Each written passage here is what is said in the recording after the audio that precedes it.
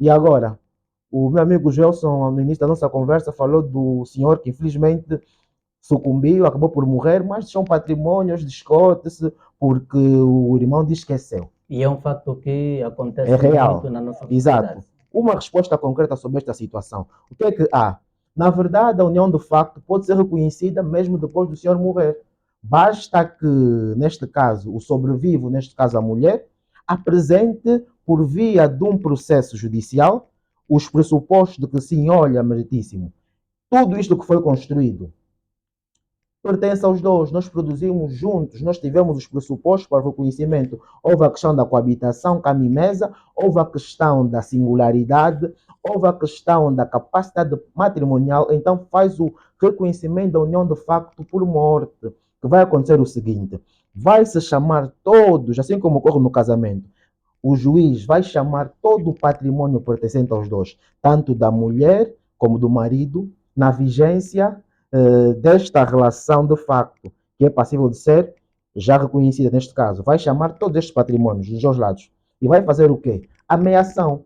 Neste caso, o patrimônio bateu não sei quantos, 5 milhões. Vamos fazer a divisão. Neste caso, vai fazer essa ameação, 2,5 para um lado, nesse caso, de cunhos, e 2,5 para a mulher. Neste caso, faz-se a divisão do patrimônio. E estes 2,5 que sobrou do decúios, neste caso o indivíduo que morreu, como já não vai poder usufruir, aí abre-se a classe dos sucessíveis, abre-se a classe dos legítimos herdeiros. O Código Civil traz a classe dos sucessíveis, que vai dizer quais são então, que são vários e cada categoria elimina uma. O que acontece? Na verdade, nessa classe, depois de fazer essa divisão, nem os irmãos, na verdade, são os primeiros a receber.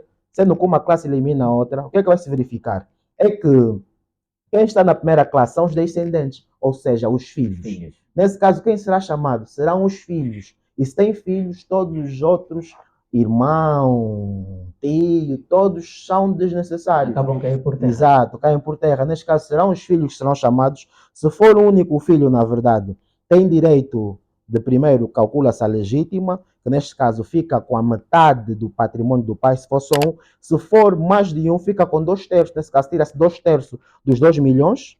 E depois vai puxar-se a classe dos sucessíveis, que por consequência será ele também a receber, porque na verdade ele está na primeira classe dos sucessíveis. Porque há aqui duas conversas nas sucessões. Primeiro, quando o indivíduo morre, se casou, o que é que faz-se primeiro? Vai-se fazer a ameação, se tenham sido em comunhão de adquiridos, nesse caso a divisão 50-50 para cada lado, do patrimônio que ele tem. Deixou filho? Deixou. Acha-se a legítima. A legítima é aquela porção de bens que a lei já protege. Diz que isto aqui tu não vais mexer, não vais fazer testamento, nem não vais doar, nem nada. Isto pertence aos teus filhos. Esta legítima, ele não tem como mexer. Então a lei primeiro já protegeu. E vai tirar a legítima desses filhos. Se for só um, é da metade do patrimônio. Se for mais de um, vai-se tirar deste patrimônio 2 terços. Calcula-se o valor do patrimônio dele, tira-se 2 terços deste patrimônio e faz-se a divisão de modo igualitário a cada um dos filhos. Depois do restante do patrimônio, o que é que vai acontecer? Vai-se chamar a classe dos sucessíveis, que são os legítimos herdeiros, sendo que não deixou dívidas nem nada do gênero, não deixou testamentos. O que é que vai se fazer? Chama-se a classe dos sucessíveis, que neste caso quem está na primeira categoria são os filhos, que neste caso serão estes a receber a herança. Então, neste caso em concreto, podemos resolver desta forma.